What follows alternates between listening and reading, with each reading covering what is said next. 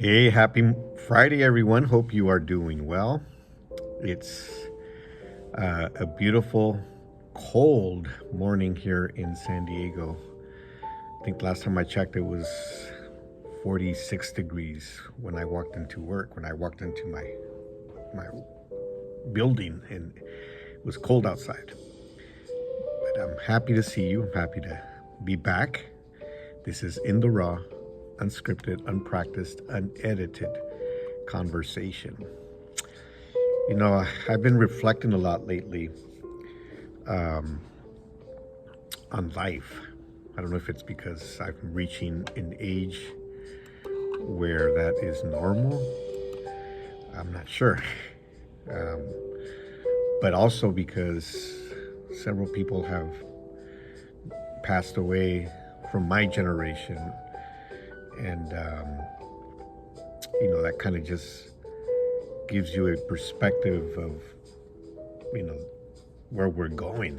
We get older, we age, and with age, as we age, our body starts to deteriorate. Our body starts to malfunction, if you will, and that's normal. That is a normal thing. It happens to all of us. I've seen it happen with my parents. My father is gone, and my mother is still with us, but I see how frail she is now, and I can't help but think we're headed that way, and especially where people from my generation are starting to pass. You think about these things, and it's something that's inevitable. We have a lot of things that we do in life, but nothing is secure. Nothing is guaranteed. We take risks, we do things throughout our lives, but the only one thing that is guaranteed is that we will die one day. That is the only guarantee, the only thing that is for sure in our lives. And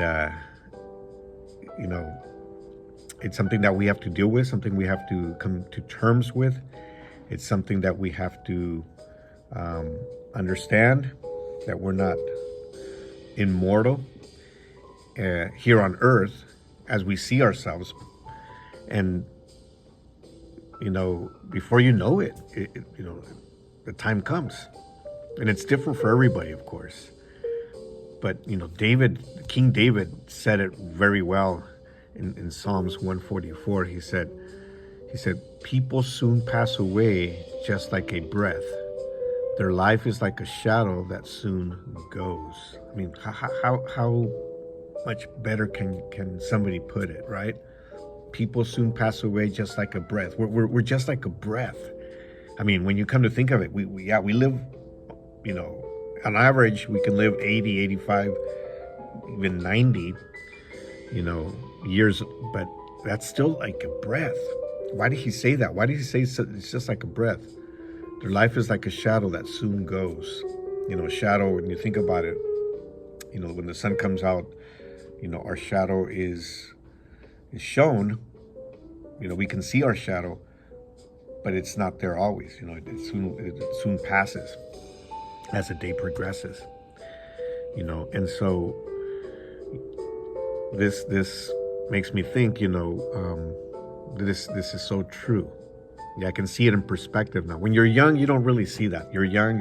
When you're in your 20s, your 30s, even your 40s, you're thinking, I still have a lot of time ahead of me, and you don't see these things. But once you hit, start over 50 and get into your 60s and beyond, then you start thinking, I've already lived most of my life. I've already lived most of my life, and now I'm starting to get emotional. And now I'm looking towards, that day when it comes. And of course, nobody has life guaranteed.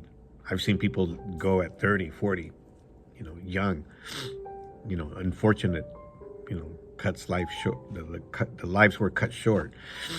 But when you've lived this long, and you see other people starting to leave in your generation, you're thinking, well, my time will come sooner than later. And I'm not afraid of that. I'm not concerned with that, because I'm in God's hands. God knows when, and when He says it's time, it's time. And the reason David is saying it's like a breath, it's because in comparison to what God has to offer us, when we look at eternal life, when we look at life after death, after we leave here, there's something else. We don't just stop to exist and that's it. We continue to live, but in a different state, in a different way. That's what the Bible teaches us. That's what I believe. That we continue to live in a different state, and that's for eternity. We decide where we want to spend eternity, though. Do we want to stay in a desolate place? Because the Bible, that's how it describes it. Place of desolation, a place of torment. Or do we want to live in paradise? Do we want to live in glory, as the Bible also describes it? So that's our decision. But we don't decide when we're leaving. We don't decide how we're leaving. We don't decide if we are leaving or not. Okay, we don't decide any of that.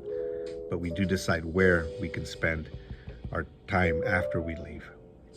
All right, with this somber conversation, I leave you. I hope you have an amazing weekend, and we will talk to you soon.